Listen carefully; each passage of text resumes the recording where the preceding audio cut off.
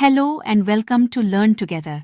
आइए आज के इस वीडियो में जानते हैं सब्सिक्वेंट और सब्सिक्वेंट टू में क्या अंतर होता है।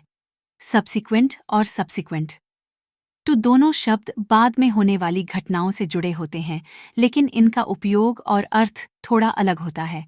सब्सिक्वेंट एडजेक्टिव विशेषण। सब्सिक्वेंट का मतलब होता है बाद में आने वाला या उसके बाद होने वाला। यह किसी चीज के आगे होने वाले प्रभाव या घटनाओं को बताने के लिए प्रयोग किया जाता है। की पॉइंट, इसका उपयोग किसी संज्ञा नाउन के पहले किया जाता है ताकि यह दर्शाया जा सके कि वह चीज पहले किसी घटना के बाद हुई। आइए इसे अच्छे से समझने के लिए कुछ sentence examples with the word subsequent देख लेते हैं। अगर आप कहना चाहते हैं कि नीति में बाद में कुछ बदलाव किए गए, तो इंग्लिश में आप कहेंगे There were subsequent changes in the policy. There were subsequent changes in the policy.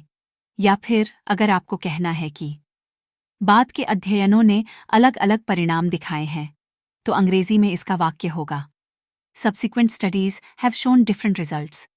Subsequent studies have shown different results.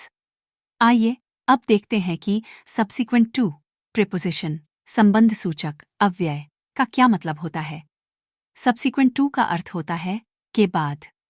इसका उपयोग यह दिखाने के लिए किया जाता है कि एक घटना किसी अन्य घटना के बाद हुई।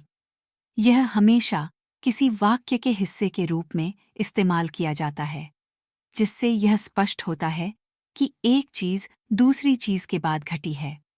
आइए इसे अच्छे से समझने के लिए कुछ sentence examples with subsequent to देख लेते हैं। अगर आप कहना चाहते हैं कि बैठक के बाद हमने कुछ बदलाव करने का फैसला किया, तो इंग्लिश में इसका सेंटेंस होगा Subsequent to the meeting, we decided to make some changes.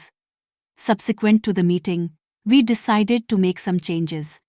या फिर अगर आपको कहना है कि 5 साल तक कंपनी में काम करने के बाद वह मैनेजर बन गया, तो इंग्लिश में आप कहेंगे He became the manager subsequent to working for 5 years in the company. He became the manager subsequent to working for 5 years in the company. आसान भाषा में समझें तो subsequent एक विशेषण है जो संज्ञा के पहले आता है और किसी घटना के बाद होने वाली चीज को दर्शाता है। Subsequent to एक संबंध सूचक अव्यय है जो वाक्य में किसी घटना के बाद होने वाली दूसरी घटना को जोड़ता है। आशा है आपको अब सब्सिक्वेंट और सबसीक्वेंट टू के बीच का डिफरेंस समझ आया गया होगा। Thank you for watching this video. मिलते हैं अगली बार।